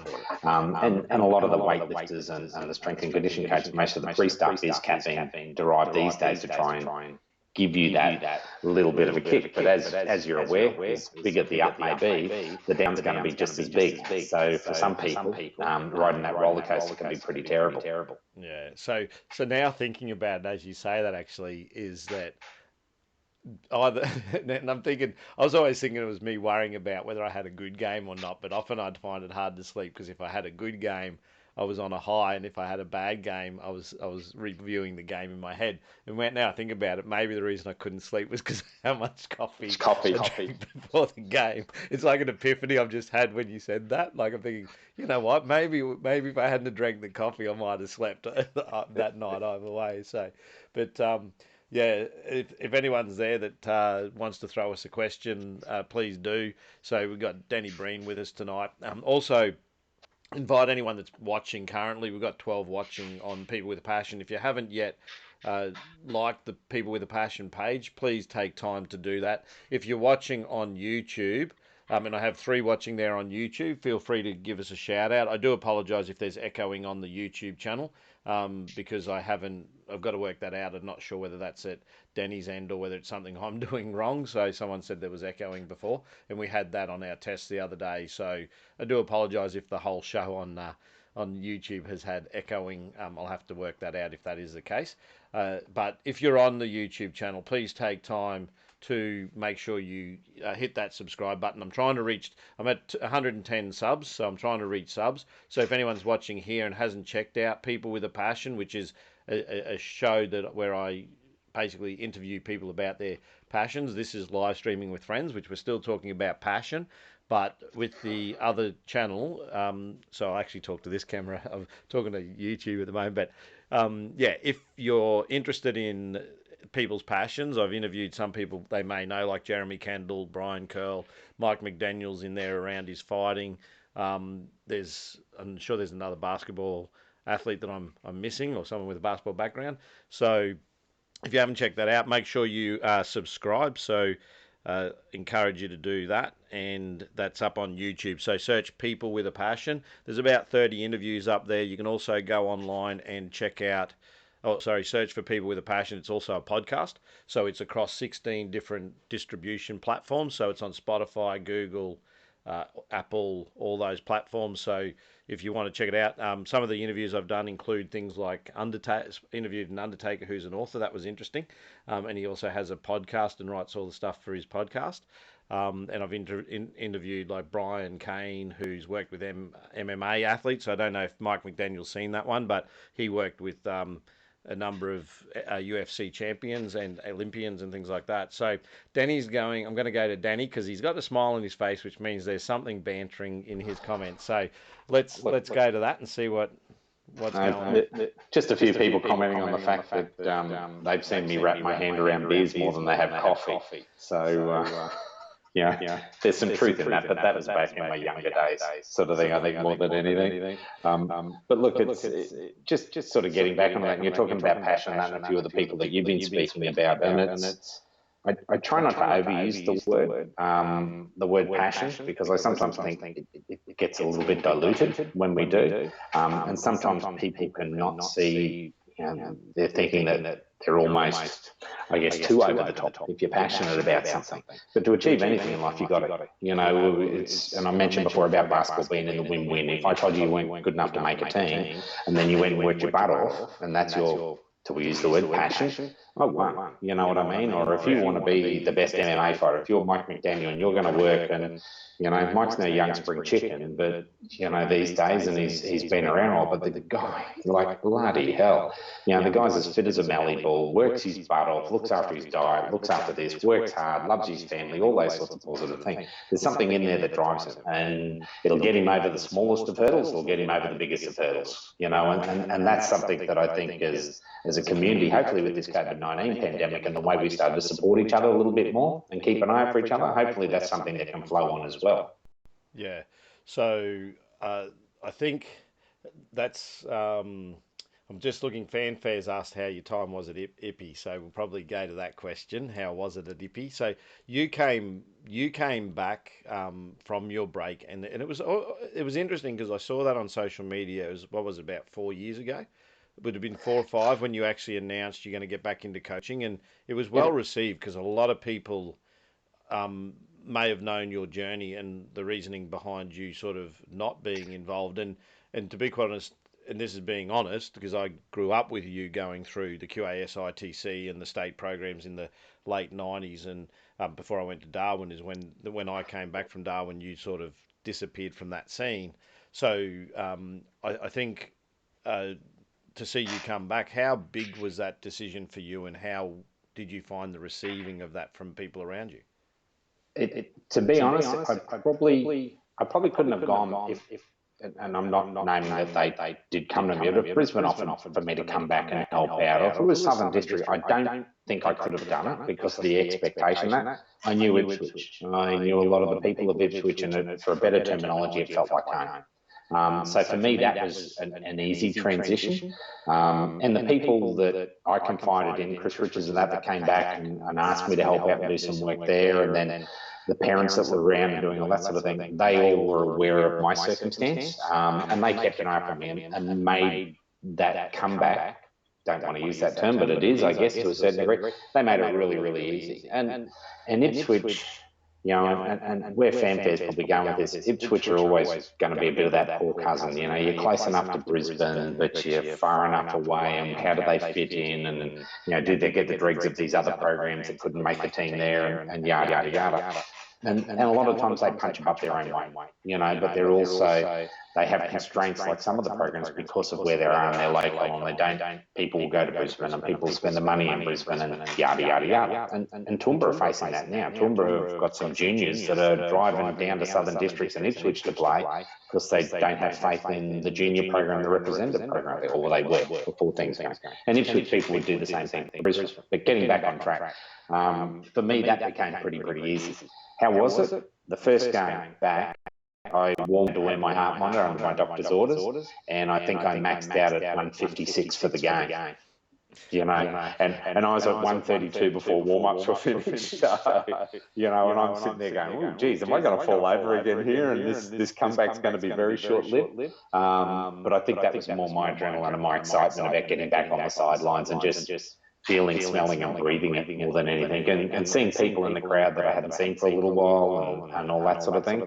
But it was bloody positive, and had it not been like, I'd still be coaching at Ipswich still, and because I like the place and I like what they're trying to do and how they're trying to evolve, and like everyone, they have some hiccups. But Toowoomba wanted me to come and help up there, and Cabe Ciccolini, who I mentioned before, he was one of the driving force going, mate, you got to come up, this is an opportunity, blah blah blah blah, help me, develop me, all that sort of thing again. I'd still be helping out at Ipswich again, and still doing that, and hopefully trying to develop some of those younger guys into QBL, NBL1 players, or give them the opportunity to develop into those players.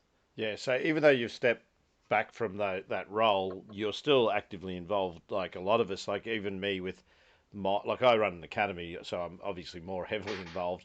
But you have an affinity with the athletes that you've coached over the years, so you're always there for those athletes. So even in the periods of times where you've stepped away, that you've made, and I know from my experience when I don't coach in SBL or whatever levels that I've coached, athletes are still connecting with me when they're in those seasons. And I know I've taken heat on people thinking that, I'm giving advice to the athletes when it's the responsibility of another coach. But at the end of the day, if they've reached out for me for their own form of advice, you're still there for them. So the game never leaves you, even though you might not be in the role of, an NBL 1 or QBL coach or even SBL at the level that I was at. How do you find that right now, not coaching? Are you seeing, like you said, you're observing Toowoomba from a distance and keeping an eye on what's going on there, given that you're not actively involved there, but you're still interested? Oh, without a doubt. And I watch what Shibes is trying to do at Southern Districts, and so on and so on and so on. Watching what Sam was doing at Brisbane, even though I was stepping away. I spoke to Trigger during the NBL season, or the back end of the NBL season, about what's happening in Toowoomba. And even though I'd stepped away, you keep your fingers in the pie, and you get phone calls and you get emails, you get comments on Facebook, whatever the case may be. And that's where the digital media is certainly positive these days. You can still keep in contact. I've mentioned his name 3 times, I think now, Ricardo, who's down south, playing, or would be playing down south after leaving Toowoomba. I mean, he hits me up for a message and how about, and what about this, and what do you think? And I try and talk to Matt Hodgson every couple of weeks. I try and shoot him a message and vice versa to see how he's going. You do form friendships, and you do like giving them advice. And the biggest thing is, for me, if someone is after a bit of advice, I don't want to step on somebody's toes. It's Coach X might be telling them something, and you're trying to be a bit at the middle of the ground because you don't want to be what you were saying, where you're trying to cut somebody else's legs off. And one of the biggest ones that I got was recently approached from a couple of ex-Toowoomba juniors about coming down to Brisbane and playing. What part of Brisbane, whether that was going to Northside, going way over there, or districts or whatever, should I? And it puts me in an uncomfortable position because you want them to excel, and you want them to get all the opportunities that they can, and they might not be able to get that in Toowoomba, but you also want them to support their local and hopefully grow that and get it going forward, because that strengthens the whole of basketball. I'd never say to anyone, just leave that. And walk away and go down here. That's not my position, and never has it been. Even going back to when I was at the QAS, and people were looking at going to schools for scholarships and things like that. But you try and at least give them, I guess, impartial opinions, so then they can formulate their own opinion and go forward from there. So you have some similar approaches in our conversations that you've brought up tonight. So I'm big on the same as you. If I don't choose someone for something and they go off and excel and be really good, then that's a win-win, because it was motivation enough to have them go and do that. So, and I also like to be proved wrong. So when I give an opinion around an athlete, so these are things that you've said tonight that are sort of, they strike a nerve with me in the sense that I take a similar approach. So prove me wrong is something I say to my athletes all the time. Like, if I give you advice or suggest something to you and it's incorrect, or not incorrect, you think it's not what it is, then prove me wrong. I'm happy for you to show me that what I'm seeing or what you're doing or whatever is actually not the truth, or is not you, or whatever, that I've actually got it wrong. So I'm like you, no problems in being proved wrong. And as far as playing in different places, so one of the things I say to athletes, even athletes I work with, is I don't want you to be a slave to 2 masters. So I had a scenario where a couple of players were doing 2-hand closeouts. I use this as an example of what I mean by it. So they're doing 2-hand closeouts, when they go to the perimeter, and I'm big on 1-hand closeouts because I feel like 2 hands stand you up. But their coach was telling them to do 2-hand, and I noticed that they were doing these 2 hands, and everyone else I was saying do 1. Then I asked them, I said, what's the situation with that? And they explained it. I said, well, that's fine. I said, do the 2-hand, don't be a slave to 2 masters, as long as you understand. My perception is that a lot of guys who do 2 hands stand themselves up. If you know that that's a possibility, then that's my justification for, and then I explained it. I said, but don't do it because I've said it. Do what your coach wants you to do, because that's going to translate into your minutes in the team. You want to be coachable. So this whole concept of understanding what other coaches are telling their players and recognizing that there are many ways to do things. And while we may think we found better ways, the way they're being taught 2-hand closeout is not incorrect. It's just understanding what the strengths and weaknesses of what they're being asked to do are. And the disadvantage there for me, from my experiences, what I've seen is that guys who can do 2-hand closeouts, if they're not taught the technique correctly, they can make themselves smaller for guys to go around them, and that's all. And when I explained that to them, it made sense. But yeah, if anyone's listening, and Danny's sort of said this, it's my saying is as well. As coaches, we've both enforced, don't be a slave to 2 masters, but the way that you can help not be that slave is let your coaches know what other coaches are actually teaching, so that we're aware of that that there might be conflicts and things. By the way, it's a game, so there's nothing necessarily wrong with what anyone teaches. Neither. There's people think, oh, my coach said this, and this is the way you've always got to do it. It's actually the wrong approach to the sport. So, I'll just go on to the programs which you mentioned. So I get asked a lot about the school programs. What school should I go to? What, and I don't give opinions on those because I don't begin to know what they even do in their programs. So I don't pretend to know anything. I just say contact the school. This is the coach. And there's coaches out there at schools that don't even like me, but I won't turn a kid away from going to their school because they're going to learn basketball. So for me, I just say go to the school and contact this individual and ask them to take you around the school, and you decide for yourself based on what they tell you because they know their program better than I do. So, and that goes for any association. Is we can have an opinion on association, but if we've never been there or done work there, and even if we have and things have changed, it may be nothing like it was when we were there or involved. So you don't give opinions on those things. It's just I agree with you 100% on all that. So Look, it's easy to pass on an opinion. It really is to go, I don't like it, or you should do this, or you should do that. But what you just said is a key part of it. Take the advice from first-hand experience, take the advice from a multitude of people, and then decide what's the best fit for you. I'll use Matty Hodgson as an example here. When he was at Southern Utah, and his first year he did pretty well. Second year he had a bit of knee soreness and things weren't coming together as well, and yada, yada, yada, yada, yada. Anyway, it ends up being that he's going to look to move, and he got hit up by a couple of other schools, both within the conference that they were playing in at the time, and then also got offers from St. Mary. And at no stage did I ever say to him, mate, go to St. Mary's or go to X or go to Y. And I had a few coaches coming to me from the States going, hey, we want this kid. What can you do? What can you do? I can't do anything because I don't want them to succeed. I want them to succeed, but I certainly don't want to be part of a failure if they feel that they've made a wrong decision. So I give, I guess, open-ended opinions a lot of the time, if I explain it that way.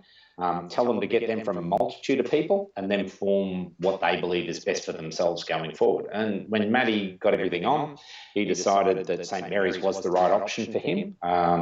Unfortunately, he carried injuries there for a couple of years and never got to show and graft out probably what he's good at. And that rolled on to his opportunity at the NBL. He's a development player for Melbourne, and then turns around and breaks down second training session or whatever it was and has another Rico and yada, yada, yada. And we know about fallout of Adelaide, but and then coming up here to Brisbane, but he's taken a little bit from me, obviously, and from his mum and his dad and other coaches and then gone, this is what's going to suit me best and give me the opportunities, wherever that may lie. And really, at the end of the day, who are we to judge? You make that decision based on what's best for you.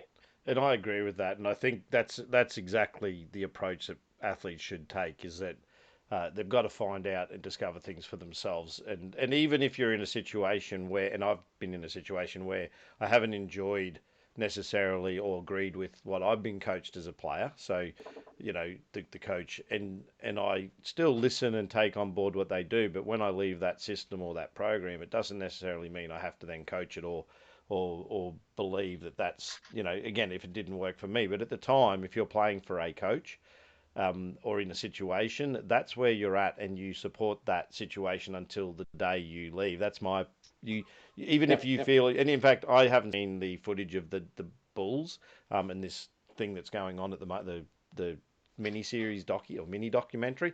But from what I can see already, from what people are saying, it seems like that situation, that it was a bad situation that final season, but they're all focused on what they're there to do, and that's regardless of what your situation is in sport. There's always going to be politics being played, sadly, in sport. It just is, even when there's money involved or not money involved. So you can. A lot of the players were good at avoiding that, but sometimes you can get caught up in it. I've got a question here from Ivan Newton. So Grub, he actually played out in your way. I don't know if you know Grub. Yeah, he was a West Mitchie boy. Yeah, so he actually used to wear his hair like Dennis Rodman, actually, all different colours in it. So he's asked, and this might be one for you. Do you guys get worried about which club has the most amount of money for better imports? Yeah, so What's your thoughts on that? I've only ever really had the one import, so I won't even go there. But about Look, money, because I was in a different league. But NBL one, you guys get normally 2 US imports. So it, it it's tiers within imports, and the dollars create those tiers. And you, for a better terminology, a level 1 import will cost you $1, a level 2 will cost you $2, and a level 3 will cost you $3. I know through last season the talk of some of the budgets of some of the other teams. I'm sitting there going, holy crap, like you're spending on 2 players what we're spending on a whole program, sort of thing. Doesn't necessarily guarantee you a ring. By any stretch of the imagination. And it goes back to what I said a little while ago. For me, it's finding that right piece. And if you find whatever the player it is that you think is your cornerstone, and then you can build around it, you're going to have success, whatever that success is. And money doesn't necessarily generate that, I don't believe. And there's countless times within the league over the last few years that I'm sure, and you've heard it and you've seen it, where players, that they're getting paid very little, but they're outperforming. Or performing above that pay scale. But there's others that are getting bigger money, and you're like, yeah, they're not worth the $1.50 you're paying them, sort of thing. But it is a concern, and it will. It certainly does put pressure, because, again, using Toowoomba as the example, if you don't win, you potentially lose sponsors, and you potentially lose bums on seats and things like that. Giving me $100 grand to spend on imports for 1 year, is that going to guarantee me more bums on seats, more wins? No, not necessarily. It's a matter of who you get, what the resources are, and the one of the imports that we had that end up getting injured and not playing. The reports that I got out at South Australian playing for the South Australia League, what he was doing, how he was doing it, like KB over at the 36ers couldn't speak highly enough of the guy, both on and off the court. Just unfortunate that when he comes up, he takes a tumble at about the 3rd training session, I think it was, or the 2nd training session, gets over that, then does a partial tear of the hamstring, and then does another tear of the hamstring. We don't get to see this guy and what he's capable of doing. Would it have meant that we won more games? Potentially, yeah. Would have been a better fit, because it would have given us more scoring power and another upper floor defender and so on and so on. Did I pay big money for him? No, not by comparison to what some of the other guys are out there getting paid. But it does, it sort of, I think it bites at you, some of the smaller associations, when you hear the dollars that are being spread around, or the benefits that those particular players get. But it's a case of the haves and the have-nots. Happens at the NBA, happens at the NBL, so on and so on and so on. I mean, I think if you sit there and you think if every team's spending the same amount of money in the NBL and it's all above the books, I think you're a poor judge. There's deals happening left, right, and centre with programs that certainly give them more firepower, have the potential to give them more firepower. And you look at the likes of Illawarra, and when Bevo was there, and by his own admission, he had a $1.75 team, yet he manages to get to the finals. So that's a lot of work on him and the coach and the coaching staff and the program that they develop and the philosophies that they're doing. So the $600,000 import might not have got them any more success, might have actually cost them. Yeah, and I've seen those scenarios, and I think as you talk, if any NBL coaches are actually listening, including Bevo, they probably resonate exactly with what you said there, because I've seen that the money doesn't guarantee you the championship, and I've seen that over and over and over and over again in our sport. So I've got a question that I'll go back to from Fanfare themselves, and you can answer this or not, because I actually don't know who the individual is, but I know the last name, but I'm not sure who the individual is. How was Mitch Pillane? I think he's a great young athlete. So what's the story there, or what's the... Mitch is an Ipswich guy, athletic guy, and I think, gosh, 2 years ago, I think he led the league in shot blocks and field goal percentages and things like that.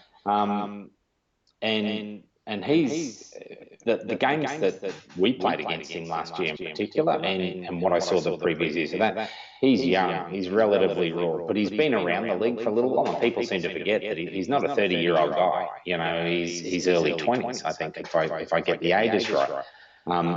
Another guy that probably, in my opinion, just needs that little bit more polish to take that next step.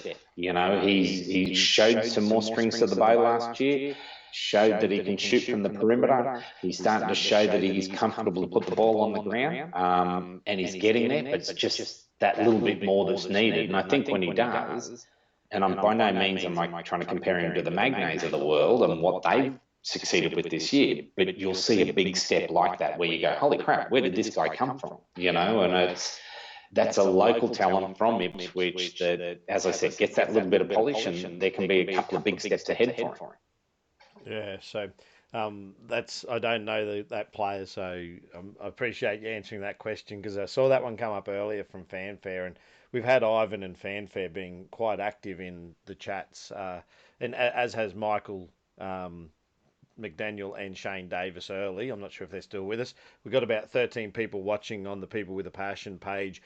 Those that are watching, we're at, I actually saw this on the YouTube live stream. So before you guys, we're actually sitting at an hour and a half, mate. I didn't think we could talk that long, actually. No.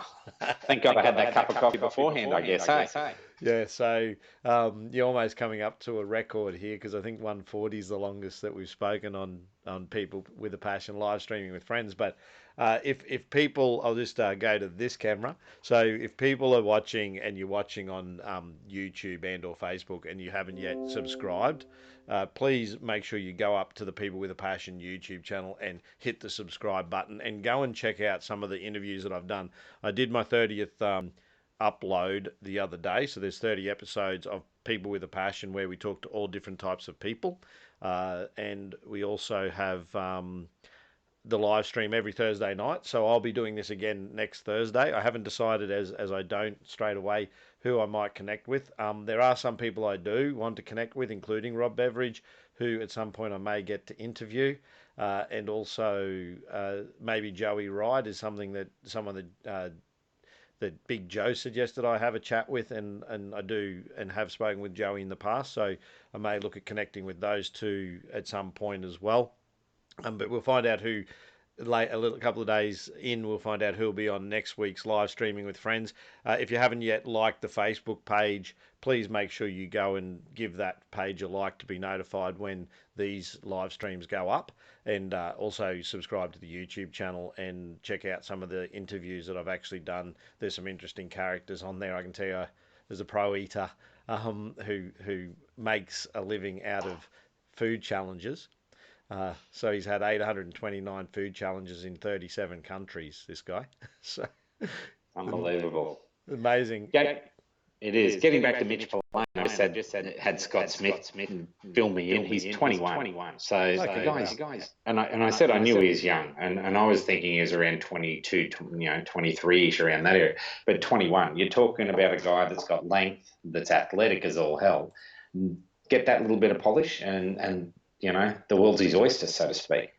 So it's good when you see young guys from like that other people are aware of him. Fanfare being Mr. No Borders, obviously he's seen him play against Brisbane and been to Ipswich games, and probably has a couple of thousand photos of him on an SD card somewhere.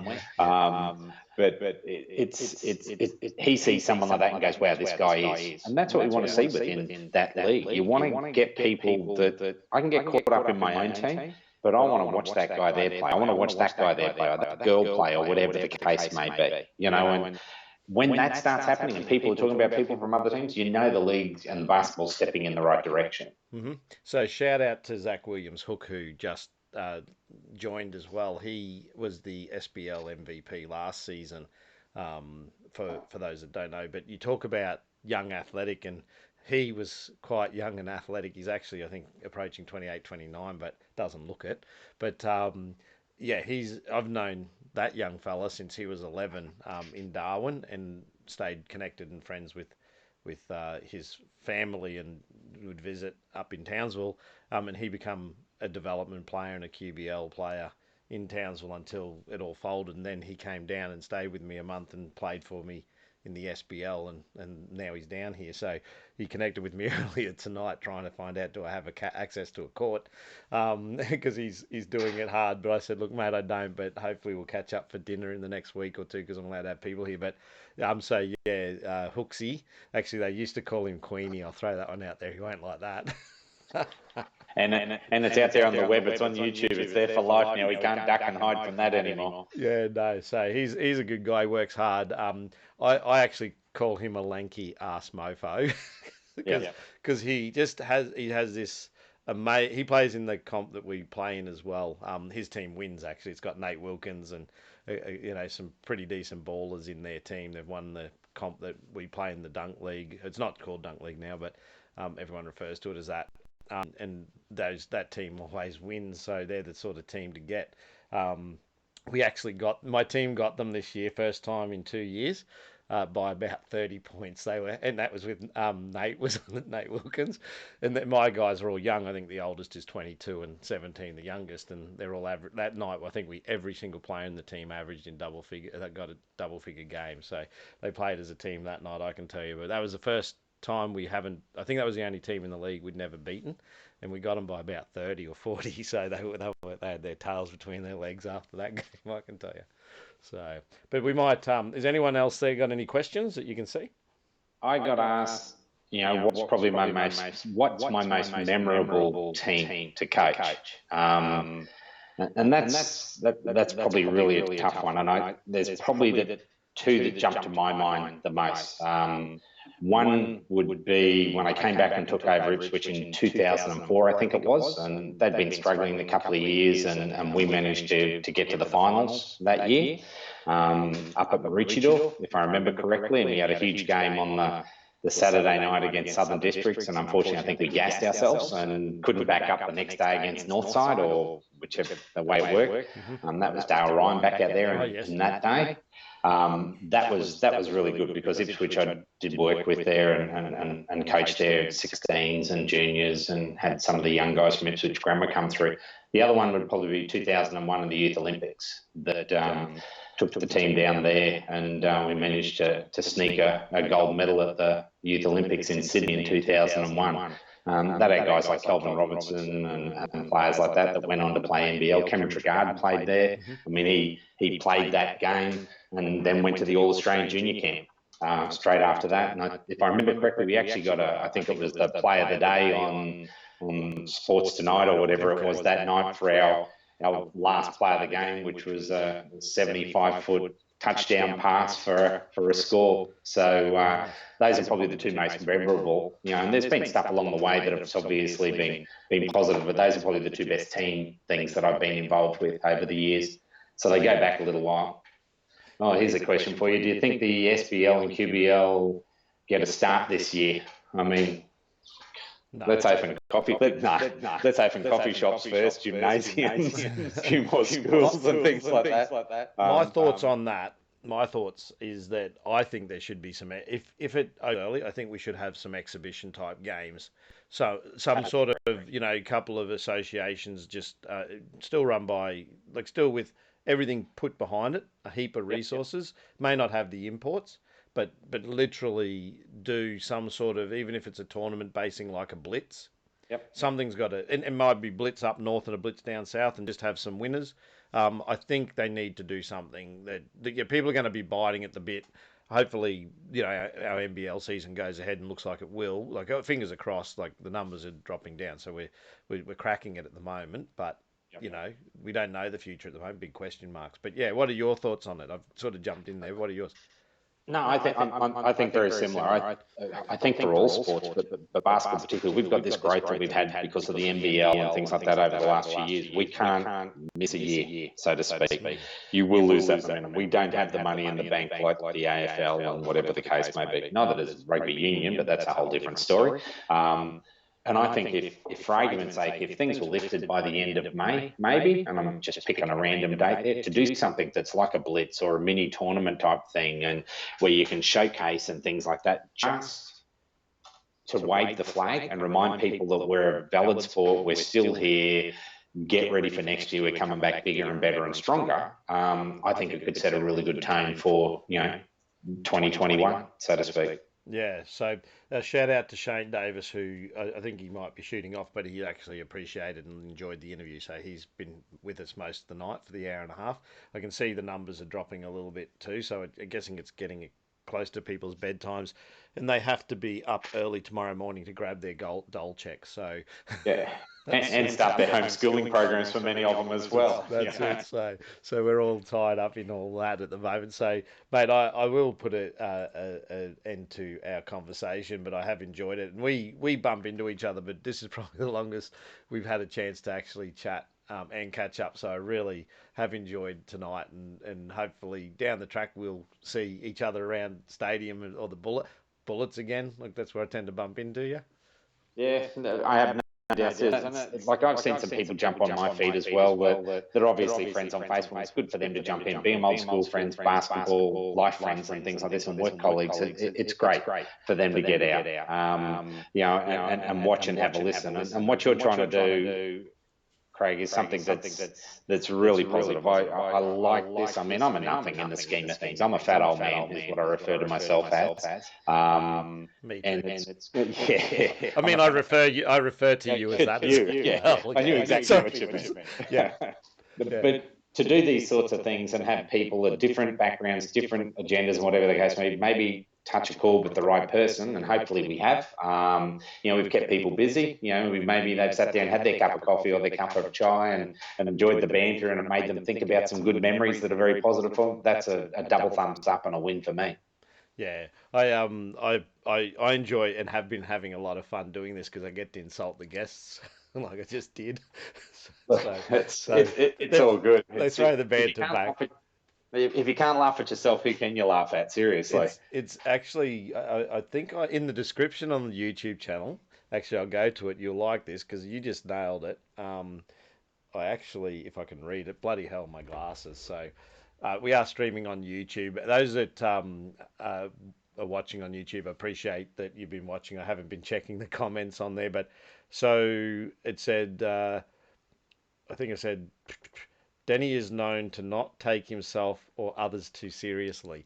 So it's 100%. And it's interesting that I sort of on I guess a semi-serious thing. When I got my heart problems and things went really pear-shaped, I probably even took a bigger step with that. You realise life is too precious, and sometimes you do need that bit of a kick in the bum. And it makes you take a stop and have a look and go, hey. And not necessarily that I've changed my diet, I've become sort of training harder and yada, yada, yada, but I'm certainly aware of appreciating what's in front of me and having a laugh at myself, and hopefully coming out better at the end of the day.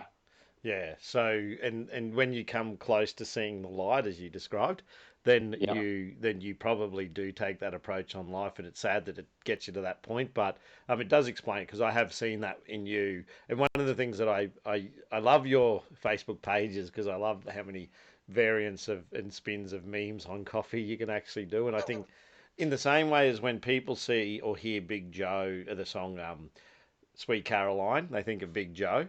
Whenever I see anything coffee related, you're the first person my mind actually goes to. And the other thing that if I see something that's fancy or unusual, and like I know you used to post, you don't do it so much now, but you used to post like it'd be something extremely extravagant and out of your reach, but you'd just post it and put want, and that was it. And every time I see something that like that, I just think, yep, I bet you Danny would want that. So you sort of deviate from doing the want thing now. Is that just because you gone off it, or is it? No, it's interesting, and you're the second person today that's asked me that. That why don't you do those places I'd rather be, which is what I was doing for a while. I think it just I started rolling in a slightly different direction, and it went on to another thing, and coffee became it to a certain degree. But there's things like that it's just one of those things you can't. I get a bit tired of it. So to try and find something new, like one of the posts I was going to do today was to ask everyone about where's that normal weekly cycle with our petrol where it's risen significantly. And like we don't seem to be having that all of a sudden now that the oil's plummeting down at below zero on its futures value. But surely that normal price cycle should be there, shouldn't it? Did you? Yeah, yeah, exactly. Did you see the minus $40 a barrel or something it was sitting at, which means that the companies are being paid to take the barrels off, Bounces. off the Yeah. hands. And then It's intriguing. It's scary because it's not good for the economy anyway. But it is. It's like, oh yeah, just the amounts just seems to have like hit rock bottom and stopped. We're not seeing any further reductions in fuel pricing. Not that I think that would be a dangerous sign when all that does happen, I must say. But will yeah, be. Will be. yeah. So, all right, mate. I really do appreciate your time. So we'll finish up there. To anyone who wants to join us again next week, I'll post who my guest will be. I'm looking for guests for People with a Passion, the main show on YouTube, which is the non-live stream version where I do B-roll and footage. So if you know anyone that you think has a passion that they want to share with the world, then by all means have them DM me or message me through socials. They can message me at message hyphen PWAP at outlook.com, or through my socials through the People with a Passion Facebook page. If you haven't had the chance, make sure you give that page a like so you're notified when new videos and also live streams go up. And same as the YouTube, I'm trying to build my YouTube following as quickly as I can while this COVID crisis is here, because this is an opportunity to do something, so I may as well do that. So please take your time to go and check out the YouTube channel. I appreciate everyone who's joined us tonight.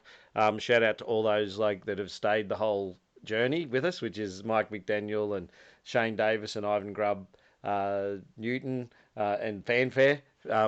Huge fan of Fanfare, so make sure you go and like his page. Love his check work. that out. Yeah, absolutely. So thanks for that, Danny. I've just got to work out how to put up our end screen here. But I appreciate your time, mate, and we will catch up again down the track. Not a problem at all. Thanks for the chat, Craig. Take it easy. You too, mate. See ya.